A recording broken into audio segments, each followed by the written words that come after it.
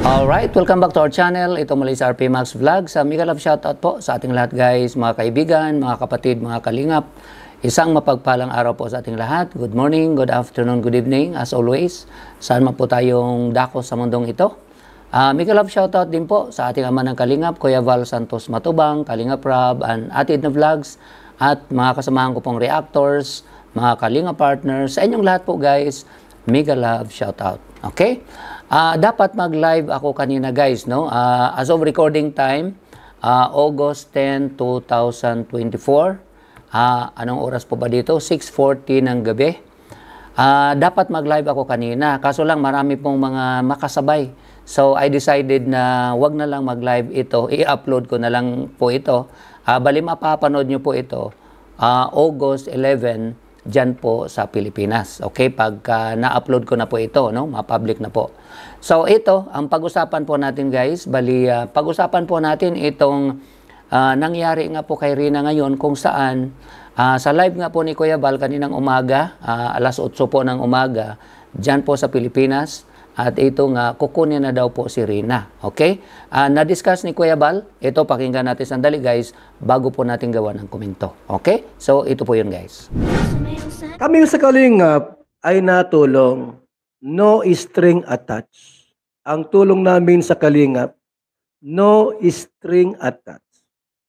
Okay, yan. Yung bata, alagaan natin. Umagri kayo. Di ba?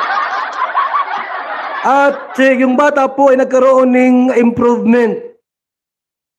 Yung bata, si Rina, gumaling. Paunti-unti. Ngayon, nung gumaling na, itong inang pasaway na ito, ang sarap batukan talaga itong si Milan eh. Ginoo, Diyos ko yung matandang itong pasaway. Kukunin si Rina, inag-iiskwila yan. Si Melanie po. Si Melanie, tawagan natin. Hello? Hello po. Ay, good morning po Ate Melanie. Good morning din po. Nasaan na po kayo? Andito na, palapit na po kami sa dait. Natawagan mo si Roda, natawagan mo siya o na-text mo? Nakipuntahan ko na lang po sa Lumiga. Sige, kasi ang sabi sa akin ay meron daw, yung bata, pasok sa Lunica. Puntahan mo muna sa kanila, baka nandun pa sa bahay nila. Opo. Ba't mo naisipang kunin si Rina at dalhin mo sa bahay dyan sa Paracale? Ano?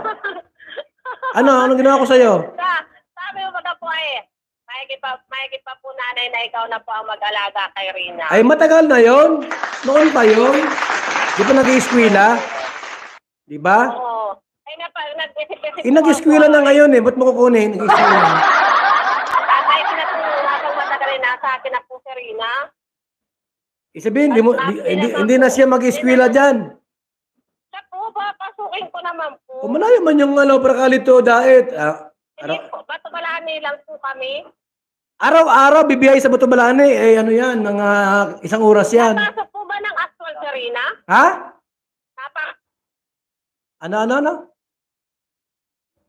Ano Ate Melanie? Wala po signal ko. Ano sabi mo? Ano po yun? Actual po si Rina kung napasok ko. Actual! May uniform nga eh. Actual yun. Opo. Mag-usap kayo ni Kalingap Rob, ni Roda, Sige po. Napag-uusapan mo po yan. Anak mo man yan. Wala kaming rights na anak mo man yan, di ba? Pag-usapan nyo na lang yan. Ako'y nasa Naga. Opo. Ingat ka sa biyahe. Ha? Sige, ingat. Opo. Ingat po. Sige, babay muna.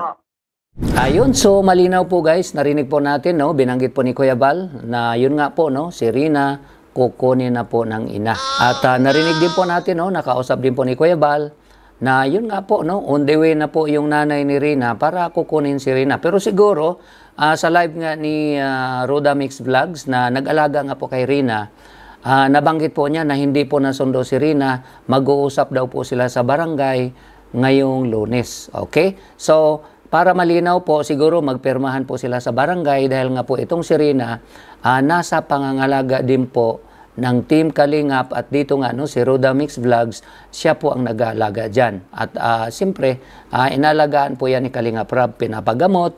Maaring hindi man lahat nakikita po natin sa vlogs, pero tuloy-tuloy po ang gamutan ni Rina. Okay, at nag-aaral pa ito.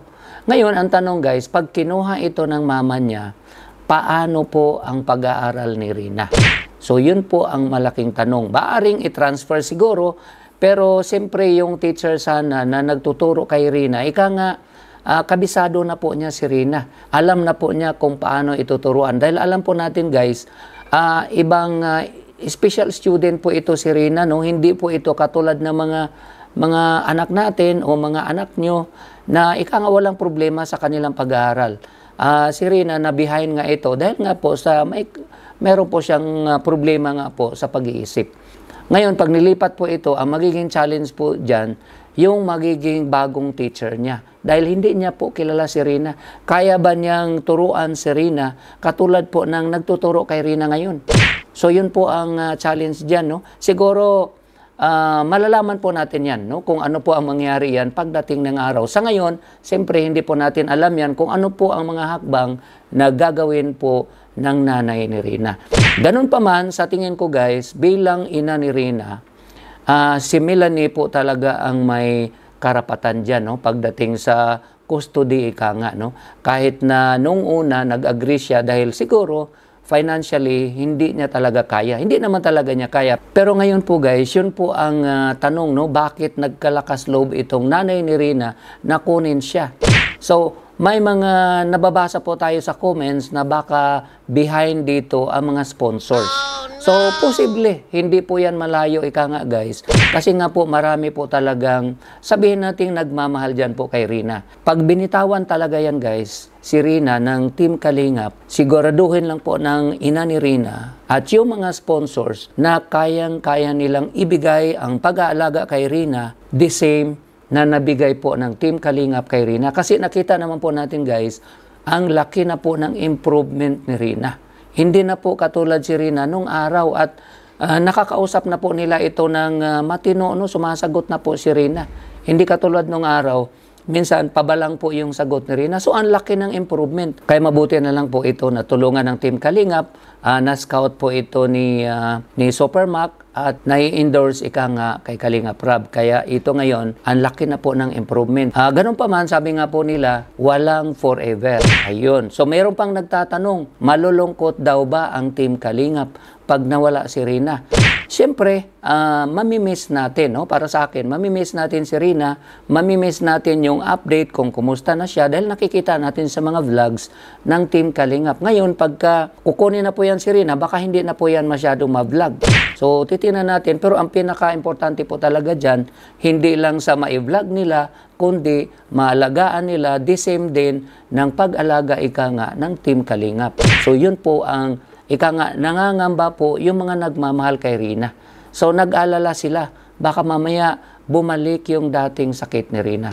So, yun lang po guys ang ating konting reaction tungkol nga dito sa balak ng ina na kukunin na po si Rina. At ngayong Lunes po nila yan pag-usapan sa barangay. So, sa nabanggit ko nga po bilang ina, ang mama po talaga niya ang may karapatan kung anong gagawin sa anak niya. So, hanggat buhay yung nanay niya, kahit financially hindi man siya able talaga at kung may mga sponsors naman siya na nag-promise sa kanya, well, nasa kanya po yan. Okay? At matagal na din po namang inalagaan ng Team Kalingap itong si Rina. Siguro, mas maganda din po siguro yon para sa akin guys, nabigyan naman ng chance itong nanay niya na alagaan ang kanyang anak. At para makita din niya, magkaroon sila ng bonding at siya mismo maka-experience kung paano nga ba alagaan yung anak niya na may ganong problema. Pero yun nga po guys, nakita naman po natin nung maliit pa si Rina, give up niya at pinaubaya doon sa lolo ni Rina o tatay niya. Ngayon, dahil siguro may mga nag-promise sa kanya, hindi po yan malayo, ika nga, kasi paano ka magkalakas loob na alagaan yung bata kung financially wala ka namang kakayahan. So, sabi nga nila, sa mundong ito, walang forever. Ayun. So, tayo naman sa Team Kalingap, maraming tinutulungan, maraming pinabahayan, sinuportahan, pinaaral.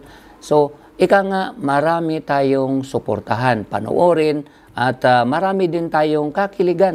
Hindi lang sa naawa tayo sa mga tinutulungan, meron din tayong pang-good vibes. At ito na nga pong love team na ginagawa po ni Kalinga Prab. Ika nga, complete package po tayo guys. Hindi lang sa pag-charity doon sa mga matindi ang problema, tulad nga po dito kay Irina, o kung ano man yung mga problema ng mga tinutulungan, meron ding maiba naman o pang-good vibes kung saan ika nga pang-paalis ng pagod, especially ng mga OFW.